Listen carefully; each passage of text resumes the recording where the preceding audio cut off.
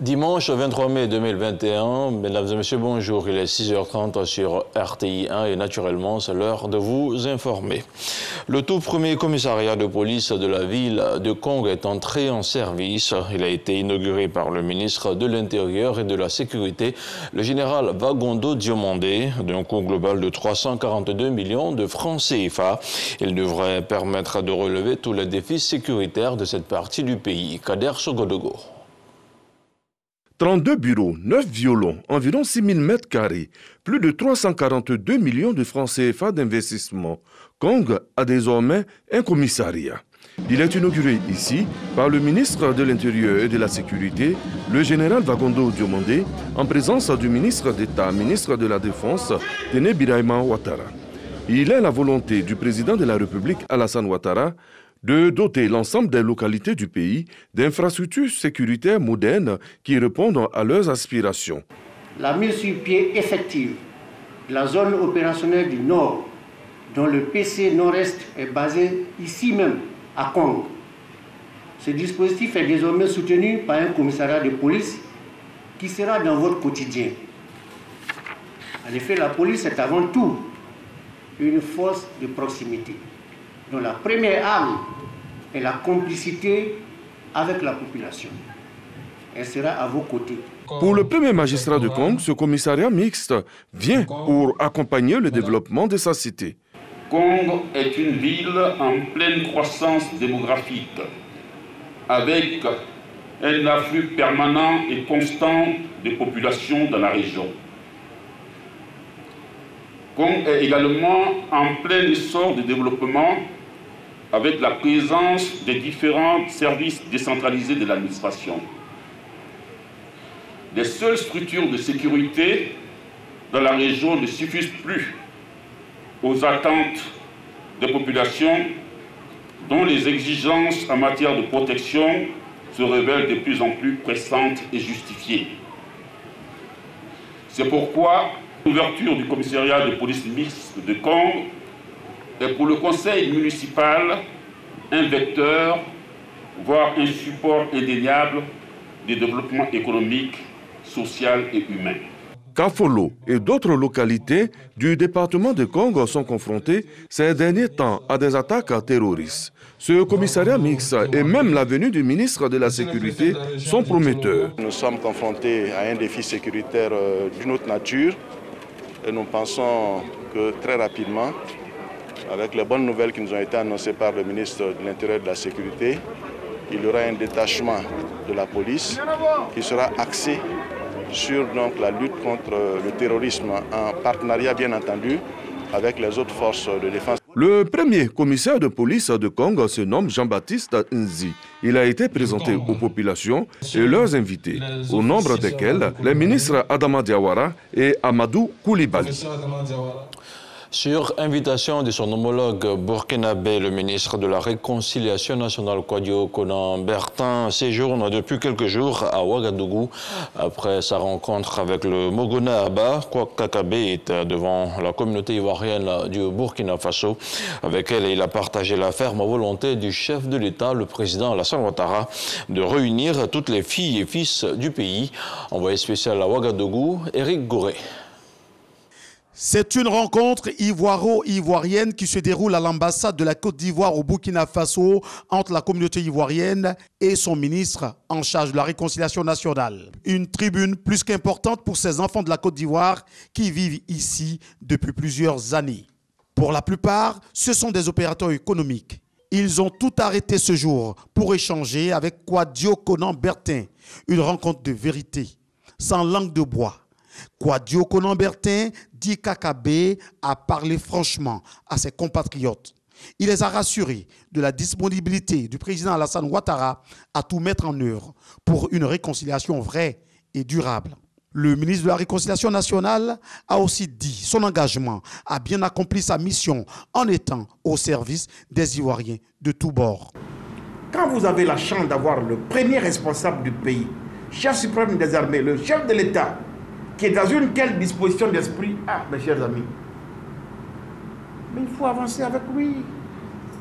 C'est une belle opportunité qu'il faut saisir et avancer. Mais on ne peut pas ramer à contre-courant parce qu'on ne peut pas rester tout le temps, malheureusement, dans la belligérance, dans la défiance. Il faut qu'à un moment donné, on aille vers les compromis. Vers les compromis qui sauvent, qui stabilisent. Le Burkina Faso compte une forte communauté ivoirienne sur son territoire. Ils sont plus de 25 000 Ivoiriens qui vivent dans ce pays. Retour en Côte d'Ivoire. Afin de mieux lutter contre la corruption, le comité d'éthique du ministère de la fonction publique et de la modernisation de l'administration vient d'être installé.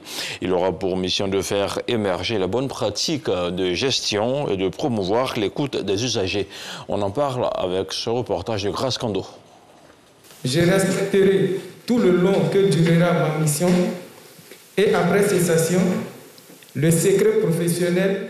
À travers cette prestation de serment, ces 5 agents du comité éthique du ministère de la fonction publique et de la modernisation de l'administration s'engagent à assumer avec loyauté, probité et humilité les missions qui leur sont dévolues. Au moment où, officiellement, nous sommes mis en mission et appelés à déployer nos activités, je voudrais dire que nous sommes conscients de la délicatesse de notre tâche. Délicatesse qui se renforce avec les aléas qu'impose l'implémentation du changement dans toute structure vivante. L'installation du comité éthique s'inscrit dans le cadre de la stratégie de bonne gouvernance qui consiste à débarrasser l'administration publique de certains maux comme la corruption qui plombe son efficacité.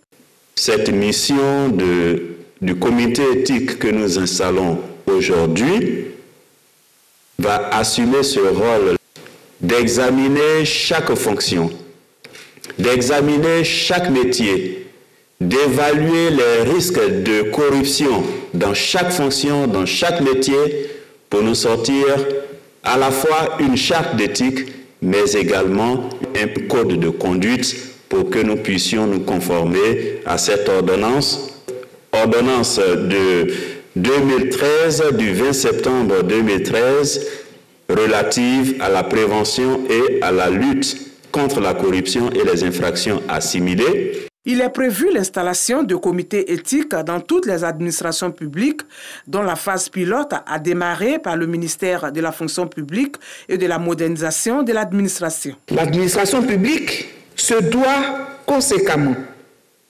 d'offrir à la population des prestations sûres, efficaces et irréprochables. Notre administration devra voir son image restaurée et la qualité de ces prestations au profit des populations devrait rétablir les fils de la confiance rompus à cause des mauvaises pratiques et des manquements dont on accuse nos services à tort ou à raison. Dans cette perspective, la ministre Anne-Désirée Ouloto souhaite que les premiers résultats du comité éthique de la fonction publique soient visibles dans l'organisation et la proclamation des résultats des concours administratifs. Leadership des femmes et développement local, c'est le thème d'une conférence qui s'est tenue jeudi dernier à Abidjan. Elle vise à contribuer à l'émergence de l'hégémonie des femmes tout en favorisant leur participation à la vie politique, économique et sociale. Les détails dans ce reportage de Patricia Omoetia. Femmes élues, femmes chefs d'entreprise, femmes leaders politiques, elles étaient toutes présentes ce jour pour participer à la conférence des femmes leaders de notre pays. On a du travail encore à faire, en tout cas pour renforcer la participation politique des femmes dans les assemblées élues. Aujourd'hui, il est essentiel que les femmes contribuent de façon significative au développement des collectivités locales et partant au développement de notre pays. La femme reste le socle de la famille. Ainsi donc, aucun développement ne peut se faire sans l'apport de la femme. Pour le président de l'Assemblée des régions et districts de Côte d'Ivoire, ARTCI, aujourd'hui, seules 2 femmes sont présidentes de conseils régionaux. Représentant du Premier ministre, la ministre de la Famille, de la Femme et de l'Enfant a indiqué que la principale innovation de cette conférence s'inscrit dans le cadre de la mise en œuvre du projet d'appui aux autorités régionales et locales à travers des initiatives concrètes d'insertion socio-économique. Au nombre des obstacles qui sont à la base de cette faible représentation des femmes dans les instances de développement local se trouvent les pesanteurs culturelles, les inégalités du genre, les stéréotypes sexistes en défaveur des femmes dans nos sociétés africaines. Au thème de la conférence, un ensemble de recommandations sera élaboré et annoncé en vue d'un plaidoyer sur le leadership des femmes engagées au niveau régional et local afin de susciter la mise en place d'un réseau de femmes leaders pour servir de modèle aux jeunes. On continue à parler des femmes avec ce spectacle qui valorise la gente féminine dans le théâtre. La deuxième édition du spectacle Drôle de femmes a été lancée mardi dernier à Abidjan. Cette année, elle se tiendra sur 2 dates, le 29 mai au Palais de la Culture et le 12 juin au Sofitel Hôtel Ivoire d'Abidjan. Noël Danyogo avec le commentaire d'Abou Sanogo. Drôle de femmes, un spectacle 100% féminin. L'objectif vise à valoriser la femme à travers une fresque théâtrale qui oppose dans un conflit générationnel les pagneuses aux colantières. Une conférence de presse pour présenter l'édition 2021 qui, selon les initiateurs, est placée sous le sceau de l'éducation de la jeune fille et l'autonomisation de la femme. Caroline Da Silva et son équipe s'assignent pour mission de stimuler l'évolution des mentalités à l'égard des femmes par la valorisation des talents féminins. Je me suis rendu compte que les femmes ont du potentiel, ont des talents, ont beaucoup de talents d'ailleurs, et malheureusement, elles n'avaient pas beaucoup d'espace d'expression.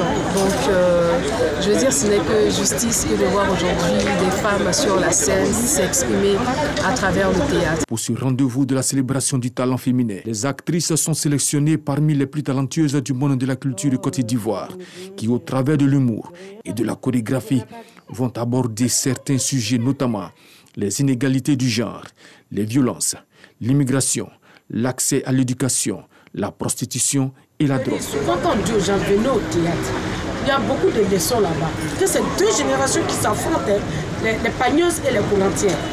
Et donc, quand tu vas regarder tout ça là, tu vas voir comment les enfants, quand ton enfant quitte devant toi, il est en robe, et puis dehors, il est dans un truc plaqué, tu peux le croiser sans savoir que c'est ton enfant. L'édition 2021 de Drôle des femmes, selon les initiateurs, va s'étendre sur 2 représentations. Le 29 mai au Palais de la Culture à Trècheville et le 12 juin au Sofitel Hôtel Ivoire à Cocody. Toi, de la plus vieille de la cour, non seulement... Place à présent à l'actualité internationale avant de refermer ce point d'information. Une odeur de soufre s'est répandue dans la ville de Goma, une localité de plus de 600 000 habitants située sur le flanc sud du volcan, sur la rive du lac Kivu. En République démocratique du Congo, le célèbre volcan Nyiragongo dans l'est du pays est entré samedi soir en soudaine activité.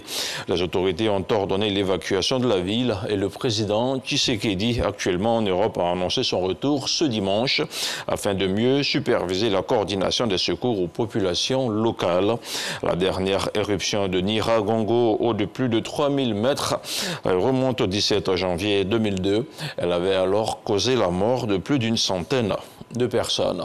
Et on termine avec du sport, du football. En Espagne, l'Atlético de Madrid a remporté son 11e titre de champion hier samedi grâce à sa victoire sur Valladolid. C'était lors de la dernière journée de la Liga sur le score de 2-1. Les Colchoneros succèdent donc au Real Madrid qui termine 2e malgré sa victoire face à Villarreal sur le score de 2-1. On s'arrête ici pour ce 6h30. Merci de l'avoir suivi. Herman Guivet sera chez vous à 13h. Quant à moi, je vous retrouve ce soir à 23h.